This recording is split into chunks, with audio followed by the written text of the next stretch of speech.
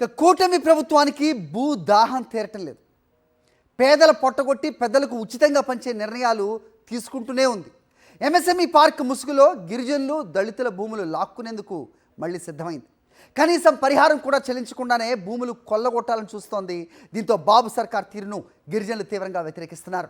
విజయనగరం జిల్లా బొబ్బిలి నియోజకవర్గంలో MSME park పేరుతో జరుగుతున్న భూ దోపిడీపై వాళ్ళంతా మండిపడుతున్నారు. విజయనగరం జిల్లాలో ప్రతి నియోజకవర్గానికి ఒక ఎంఎస్ఎంఈ పార్క్ ఏర్పాటు చేయడానికి ప్రభుత్వం సన్నాహాలు చేస్తోంది. గజపతి నగరం నియోజకవర్గం కొండకిండాంలో, ఎస్కోట నియోజకవర్గం ముసిడిపల్లిలో, అలాగే బొబ్బిలి నియోజకవర్గంలో కొట్టిక్కి గ్రామంలో ఎంఎస్ఎంఈ పార్కుల కోసం భూములు తీసుకోవాలని ప్రతిపాదనలు చేసింది. అయితే ఇందుకు భూసేకరణ చేసే విధానమే ఇప్పుడు తీవ్ర ఆందోళనలకు కారణమవుతోంది.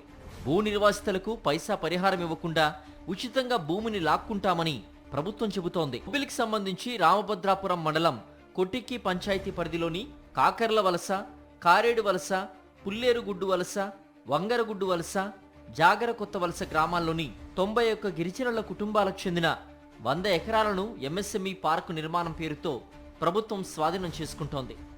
భూమి చదును పనులు జరుగుతున్నాయి. ఇప్పటికే 10 ఎకరాల్లో నిర్మాణ పనుల కోసం 7 కోట్ల రూపాయలు కేటాయించినట్టు జిల్లా అధికార యంత్రాంగం ప్రకటించింది. ఈ భూముల్ని గత వైఎస్ఆర్సీపీ ప్రభుత్వం గిరిజనులకు సాగు హక్కు పట్టాలిచ్చింది. ఇప్పుడు ఈ పట్టాలను రద్దు చేసి పరిహారం ఇవ్వకుండా భూమిని స్వాధీనం చేసుకుంటామని రెవెన్యూ అధికారులు చెప్తున్నారు.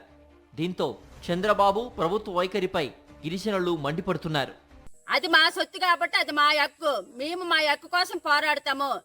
ఎమ్మెల్యే గారి దగ్గరికి వెళ్ళాము, ఎంఆర్ఓ గారి దగ్గరికి వెళ్ళాము, ఆర్డీఓ ఆఫీస్కి వెళ్ళాము, మళ్ళీ విజయనగరము కలెక్టర్ గారి దగ్గరికి వెళ్ళాము, ఫారెస్ట్ డిపార్ట్మెంట్ అయినటువంటి ఆ ఆఫీస్ కూడా వెళ్ళాము. కానీ ఒక్కరు కూడా జవాబు అనేది ఇవ్వలేదు. పిల్లలు వెళ్తారు, మేము ఎలా బతకాలి, మేము ఎలా ఉండాలి, మరి చిన్నప్పటి నుంచి తాత ముత్తాతల నుంచి మా భూమి ఉంది.